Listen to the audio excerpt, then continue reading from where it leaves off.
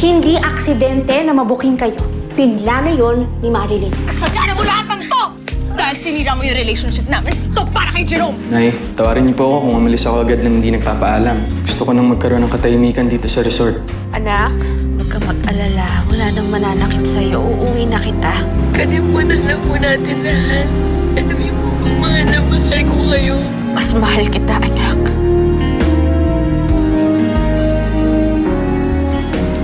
Loida, nakita mo ba si Marilyn? Ma'am, sinundo na po siya ng nanay niya. Umuwi na po sa kanila.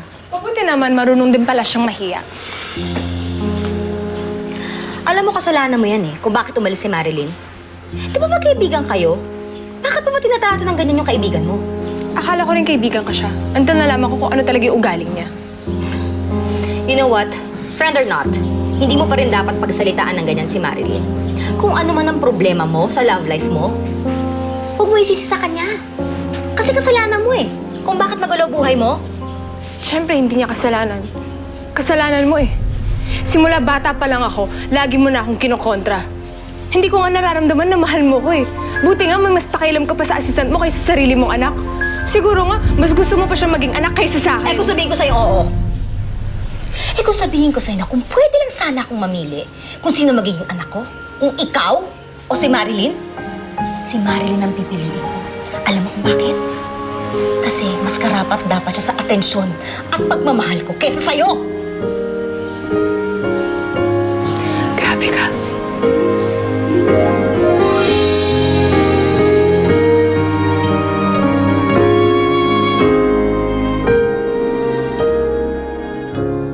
Okay lang po ako. Mama Josie, maraming salamat po pala sa pagbantay niyo kay nanay nang wala ako, ah. Sus? Ito naman wala yun, no? Kayo ng nanay mo, pamilya na kayo sa akin.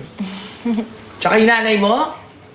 Nako, gabi-gabi umiiyak yan. Palibasa, hindi sanay matulog nang walang katabi. Oy, Josie ha, ikaw ha, binubukin mo na naman ako sa anak ko.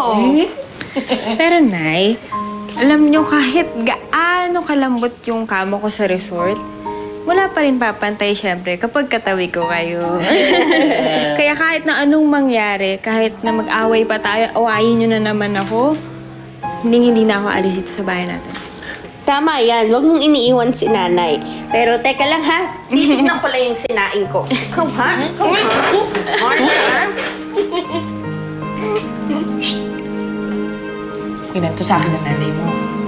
Pinaalis daw si Jerome dun sa resort. Oo nga po, Mama Josie, eh. Kahit hindi galit sa akin si Jerome at hindi niya ako sinisisi dun sa nangyari sa kanila, nagigilty pa rin ako, eh. Kasi kung kailan nila ako kailangan, doon ako wala. Kamusta na kaya siya? Naga, Jerome? Kung kayo ayos lang sa kwarto mo. Oy! Oh, chef. Oh, ba't ka parang kalalim na iniisip mo? Inisip ko lang ko kasi si Darlene eh. Umalis ako ng resort na hindi man lang nagpapaalam sa kanya. Chef, baka naman may balita kayo. Alay, hindi ko napansin kanina. Pero may sinabi si Loida eh. Pinababantayan daw lahat ng kilos at gawin niya doon sa mga katulong. O siya, maiwan mo na kita. Sige. Hello, Darlene? Jerome, ayoko na dito. Sakal na ako sa pamilya ko. Umiiyak ka ba? Ano nangyari dyan? Jerome, ayoko na sa pamilya ko. Si Mami hindi naman talaga ako mahal. Tapos si Lola wala na siyang ibang ginawa kundi kulitin ako makipag-break sa'yo. And si Dad, I hate him. Galit na galit ako sa kanya dahil sa ginawa niya sa'yo. Jerome, sawa na ako sa kanila. Hindi naman ako nababagay dito eh. Teka. Darlene, huminahon ka. Hindi kita maintindihan. Jerome, ikaw lang naman yung gusto kong makasama. Jerome, hindi ko kaya nang wala ka sa tabi ko. Kung alam mo lang, Darlene, hindi ko rin kayang mawala sa'yo. Ayoko ng ganito, Darlene. Talaga? Then prove it. I need you to do something for me.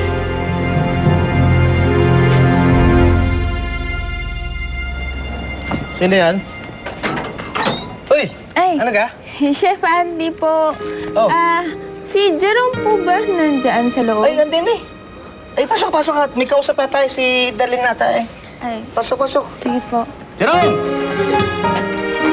Pasok, tinit. Jerome! So nakipag-break ka na sa kanya? Hindi, no? Tsaka bakit mo naman iisipin yun? Kami ni Jerome para sa isa't isa. Hindi kami mapaghihiwalay. Not by my lola, definitely not by Marilyn, not by anyone. So ano nang plano mo ngayon sa relasyon yung dalawa? Lalo na ngayon, wala si Jerome sa tabi mo. Darlene, marami akong kilala na may long-distance relationship. At ngayon, hiwalay na rin sila. Who said anything about long distance?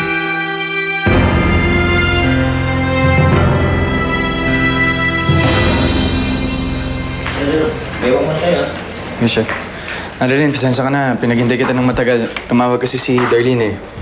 Umiiyak. Bakit? Ano nangyari? Kaaway na naman sila siguro ng mami niya. Parang may ideya ako kung bakit. Nakita kasi kami ni Ma'am Giselle na nag-aaway ni Darlene. Sinisisi ako ni Darlene kasi dahil doon sa napalagas ka sa resort. Kung mag-alala, Marilyn, napaliwanag ko na kay Darlene. Sabi ko, di kanya dapat sinisisi sa nangyari. Salamat, Jerome, sa pag-iintindi mo sa nararamdaman ko, ah. Pero pakiramdam ko kasi talaga, habang tumatagal, ang dami na namin napapag-awayan ni Darlene. Tapos eto, nag-aaway na naman sila mag-ina dahil sa akin. Marilyn, huwag mo masisihin yung sarili mo. Hindi lang naman yung mami ni Darlene ang kaaway niya ngayon eh. Sama mo na si Sir Siggy tsaka yung lola niya. Hirap na si Darlene sa mga nangyayari sa kanya sa kanila. Tapos ako ito, walang magawa para damayan siya. Alam kong makakayanin ni Darlene to. Kailangan lang niyang tatagan yung loob niya. Hindi, Marilyn eh. Kung narinig mo lang yung boses ni Darlene kanina, hirap na siya. Kailangan ko ng kumilos. Kailangan ko siyang tulungan. Ano namang klaseng tulong? Nakapag-desisyon na kaming dalawa ni Darlene. Tatana na kami.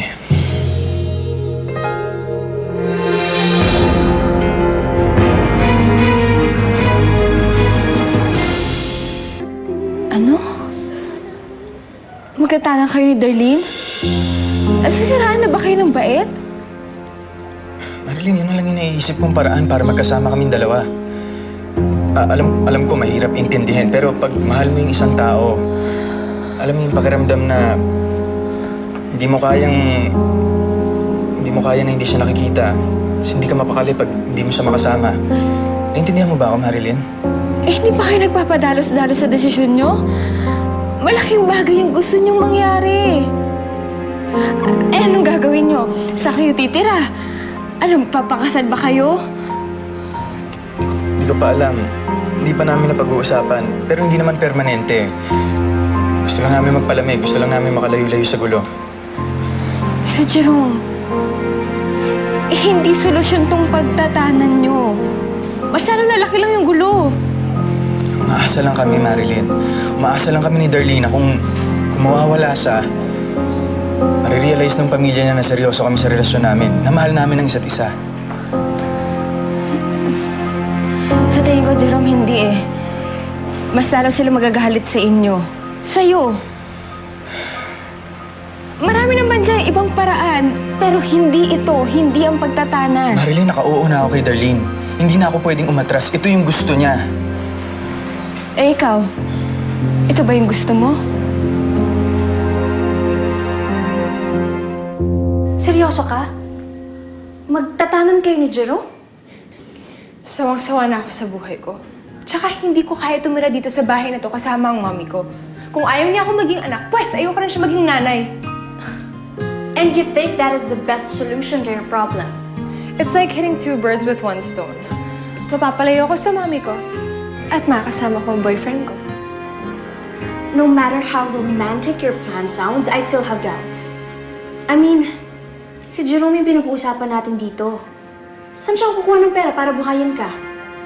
Darlene, he's just a chef. And I'm pretty sure he doesn't have a trust fund. Well, I do. I have my own savings. Money is not an issue. Hindi mo naman naisip na pwedeng ipablock ng lola mo ang mga cards mo. I'm just being practical, Darlene. Ako nang bahala dito. Pwede ba, huwag mo na akong kontrahin. Magtatanan kami ni Jerome, and that's fine.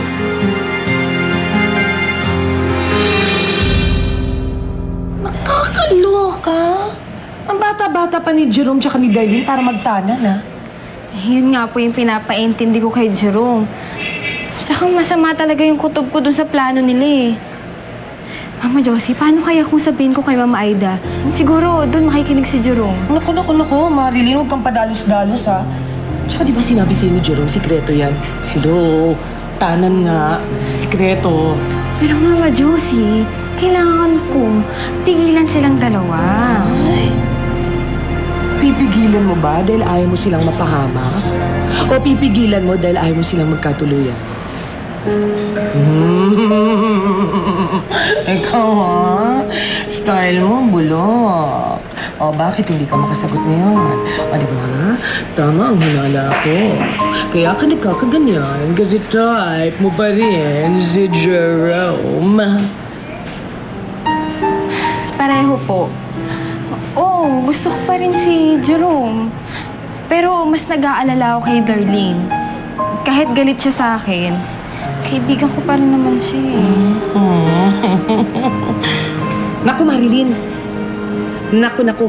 Kukwestiyonin pa ng ibang tao yung mga motibo mo dyan. Oo, sigurado ako malalagyan ng ibang kulay. Kaya kung ako sa'yo, huwag ka nang makialam. May punto kayo, Mama Josie. Napahamak na sila ng minsan ang dahil sa akin. Ayoko na mangyari ulit yun. Kung sana noon pa lang, lumayo na ako sa kanilang dalawa, baka siguro hindi kami nag-away ni Darlene. Baka siguro, hindi natanggal sa trabaho si Jerome.